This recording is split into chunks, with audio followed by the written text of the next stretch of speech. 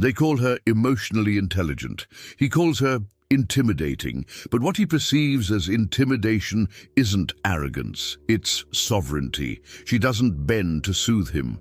She doesn't cater to his discomfort by minimizing her intensity. She doesn't erase her complexity to make his world simpler. She stands anchored in her own frequency, unshakable, calm, radiant. To a man who's not ready, still unhealed, still reactive, still unresolved, she doesn't feel like comfort. She feels like a mirror, and every mirror is an invitation to awaken or to recoil. This is not blame, it's recognition. It's the friction that arises when feminine wholeness meets masculine immaturity. It's a cosmic collision of two frequencies, one rooted in self-regulation, the other still fleeing from discomfort, and her presence alive. Embodied, open, resonates as both a sanctuary and a verdict. He senses something shifting, but he doesn't know how to meet it. She doesn't fill the gaps. She holds the space. He notices the silence, the kind that stretches across a room and settles between two people like mist. It used to make her panic.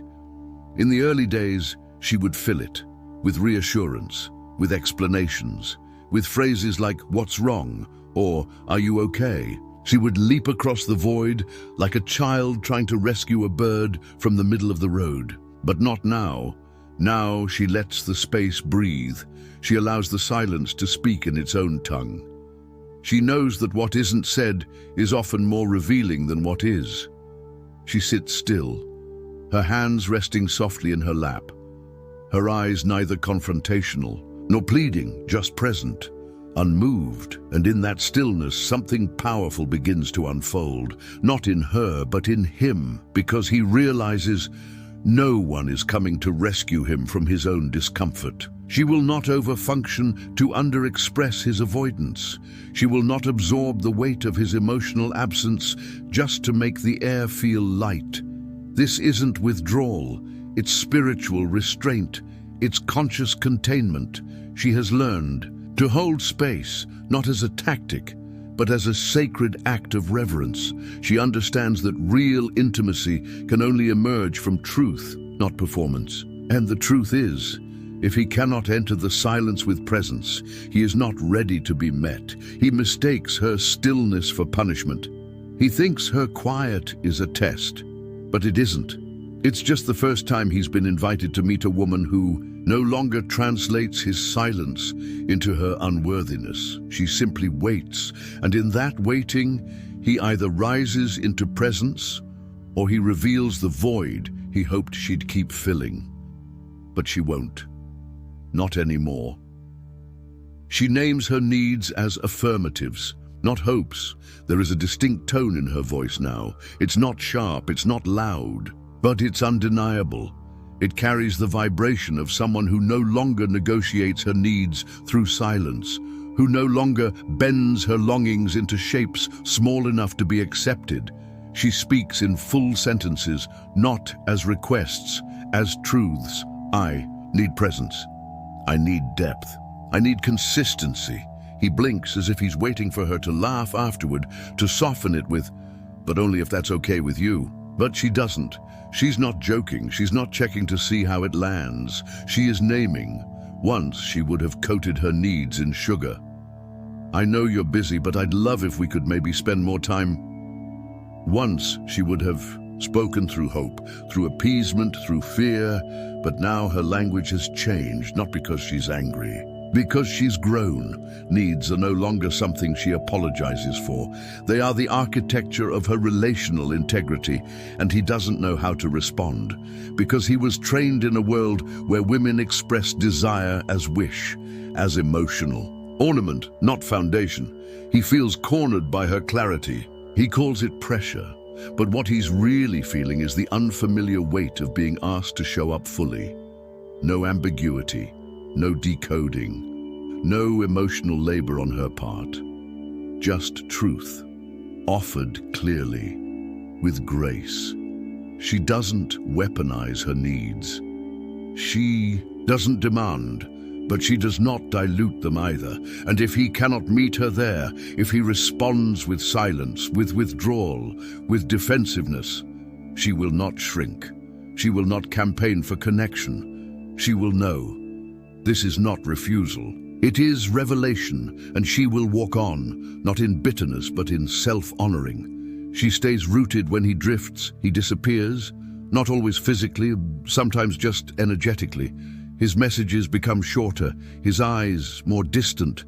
The space between them grows without warning. She used to chase. That was her old pattern.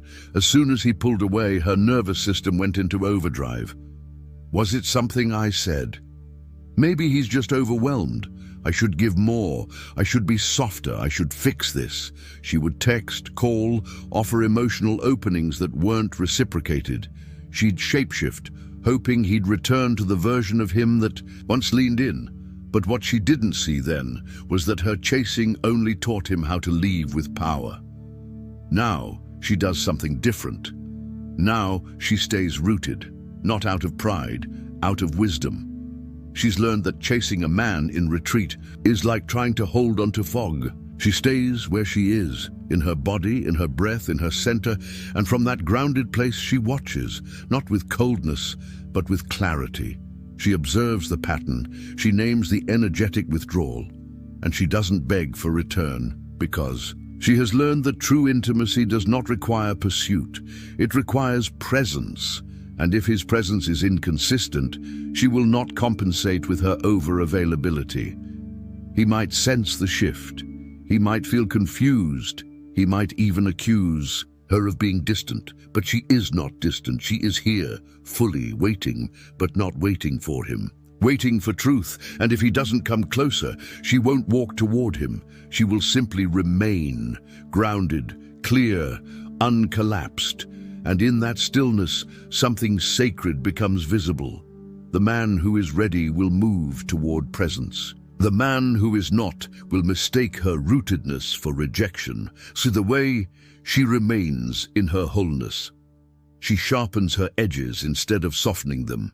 She used to shrink, not in body but in essence.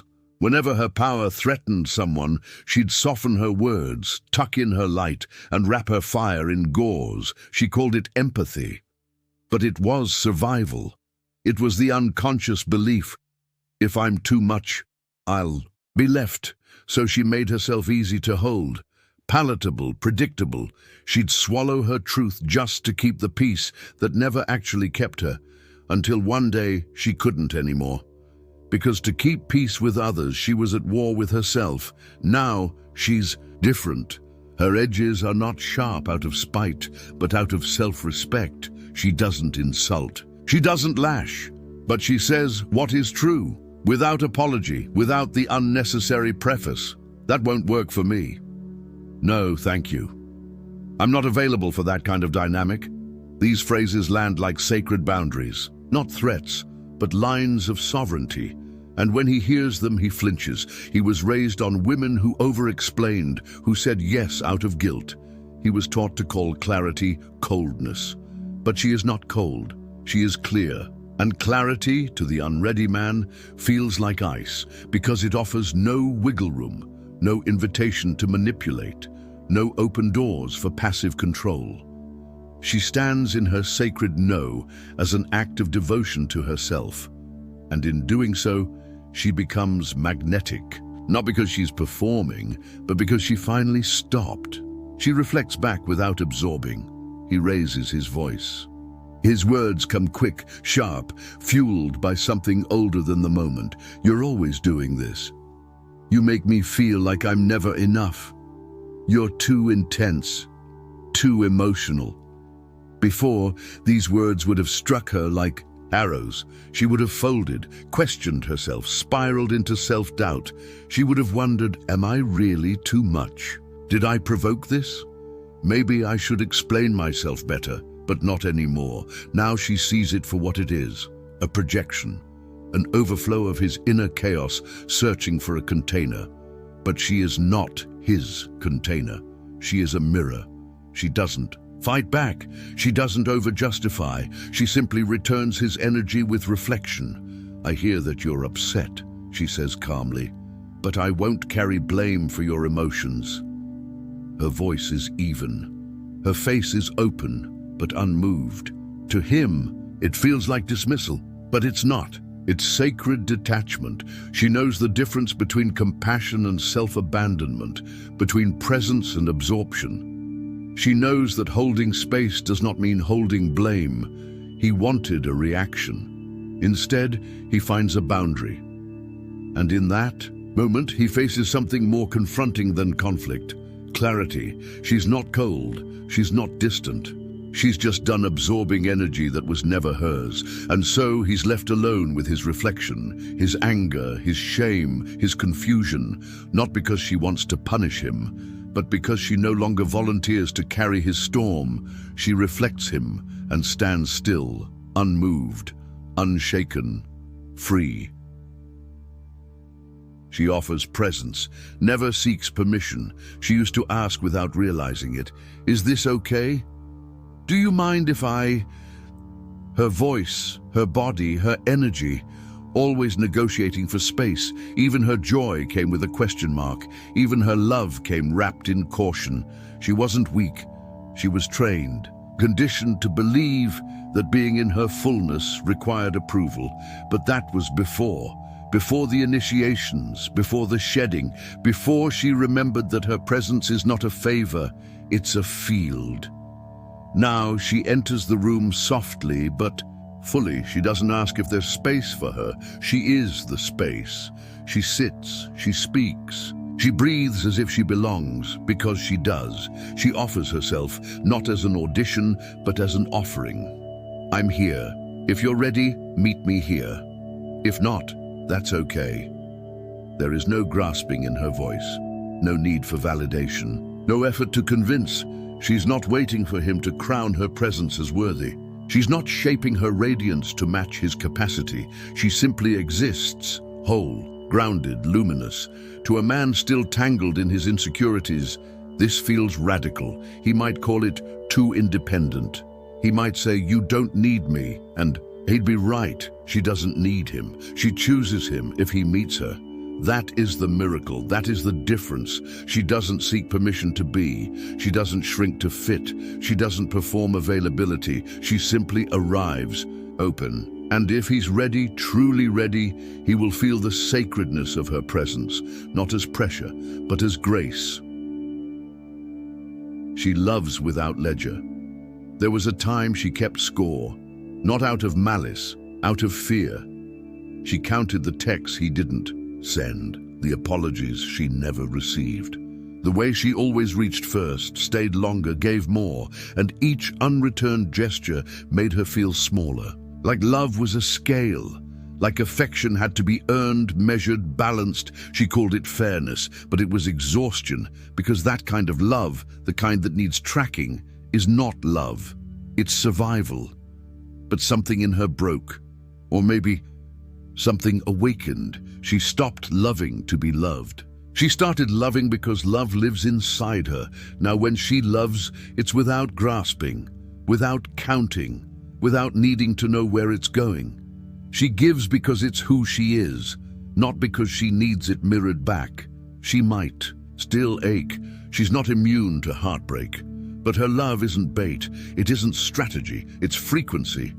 And so when he doesn't respond, when he pulls away, when he forgets the small things that matter to her, she doesn't panic. She doesn't collapse. She feels. She breathes. She chooses what honors her because her love is not a bargain. It's a blessing. He may never understand that. He may think her love has conditions because she walked away, but she didn't. Leave because he failed to love her. She left because he didn't know how to receive love that asked nothing in return but presence. Her love had no ledger, but it did have a limit called self-respect. She doesn't shrink to be safer. There was a time she made herself small without even noticing. She lowered her voice, softened her laughter, muted her opinions. Not because she lacked something to say, but because she feared being too much. She'd enter a room and scan it like radar. Who's uncomfortable with feminine fire? Who might leave if I speak my truth? So she adjusted, tucked her magic behind modesty, cut her radiance into manageable doses. She called it compassion, but it was fear disguised as politeness. Now she refuses to perform safety. She is not aggressive. She is not cruel, but she is vast, and vastness, in a world conditioned to fear the feminine unknown, feels like danger. She speaks with calm certainty. She dances without apology. She weaves her words with a clarity that does not dim. He looks at her and says, "You've changed." But she hasn't. She's just not hiding anymore. He says, "You feel different." And she is. She no longer confuses closeness with self-erasure, because she knows now, any love that asks her to shrink is not love. It's control, and she has outgrown every space that requires her disappearance. So when she walks into the room now, she doesn't ask, "Will they still love me if I'm all of me?" She simply arrives, fully, uncompromisingly, and whoever is meant to stay will. She speaks in calm, not in chaos. He raises his voice, slams the door. His energy spikes, chaotic, turbulent. He's used to reactions, used to shouting matches, dramatic exits, emotional explosions that leave the air thick with apology, but not with her. She doesn't match his volume. She doesn't meet fire with fire. She meets it with stillness, not silence from fear, silence from awareness. Her calm is not weakness. It is self-regulation. It is the voice of a woman who no longer performs for conflict. When he storms, she breathes. When he provokes, she pauses, and when she speaks, it's slow, sacred, measured. I won't continue this until we both feel safe. This isn't love, this is chaos. I'm here to connect, not to survive you. He doesn't know what to do with this kind of response, because his nervous system craves drama to feel alive, but she no longer plays that game. She's not here to fight for closeness. She's here to model a new rhythm, one that feels like peace, not adrenaline, and that peace, to someone who equates volatility with passion, feels threatening. He may accuse her of being cold, disconnected, controlling. But she isn't any of those things. She is simply sovereign. She's done confusing emotional chaos with love. She speaks from the center of herself, not to win, not to dominate, but to stay connected to her own nervous system. And if he cannot, meet her there, in that field of grounded clarity. She will not escalate to reach him. She will step away, not as punishment, but as preservation. She doesn't apologize for boundaries. There was a time she felt guilty for saying no, as if protecting her peace was an act of violence. She would over-explain. "I'm sorry, I just really need some space. I hope you're not upset, but I can't."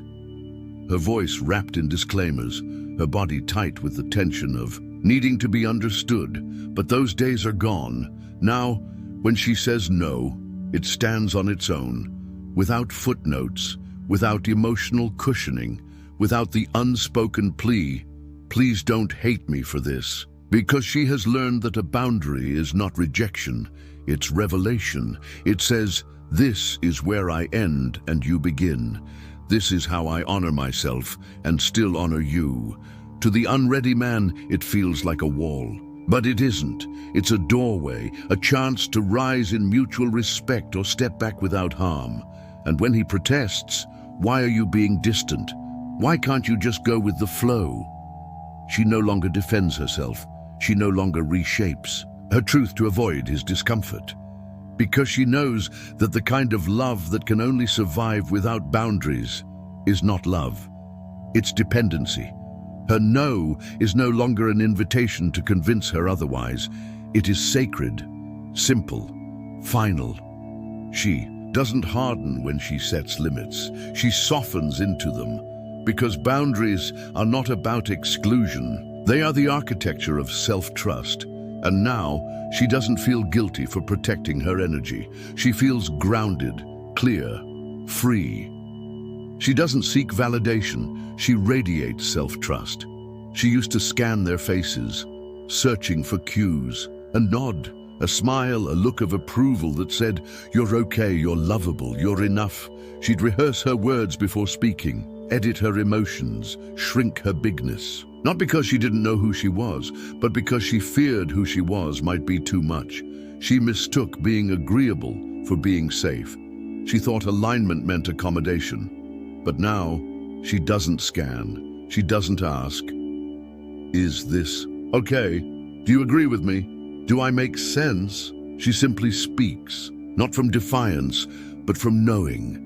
There is a quiet in her that no longer needs confirmation. Her shoulders no longer carry the tension of someone bracing to be misunderstood. And when he questions her, "Why are you so sure of yourself? What makes you think that's right?" She doesn't flinch, because her certainty isn't rooted in arrogance. It's rooted in embodiment. She doesn't need him to believe in her intuition for it to remain true. She doesn't need his agreement to honor her boundaries. She no longer translates opposition as a threat. She receives it, processes it, but doesn't internalize it. And this inner quiet, this unapologetic knowing triggers him, because he's used to women who second-guess themselves, who seek reassurance like oxygen. But she breathes from a deeper place now, one that says, "I know who I am, you don't have to validate it." That doesn't make her rigid, it makes her real. And real women, women who trust their voice, their body, their soul, can't be managed. They can only be met. She doesn't match his confusion. She maintains consent. He pulls away, subtly, not in body, but in clarity. His messages become vague. His words take on double meanings. He leaves doors open without entering them. It's a fog he's used to creating a safe place where he doesn't have to say yes or no, just maybe. "We'll see. Let's not label this."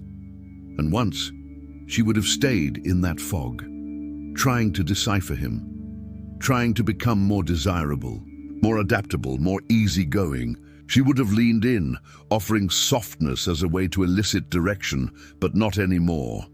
Now, she does not match his haze. She doesn't enter his gray zones. She stays in her clarity. "If you're unsure, that's okay, but I won't stay where I'm not clearly chosen." Her tone isn't bitter. It's boundaried because she's learned.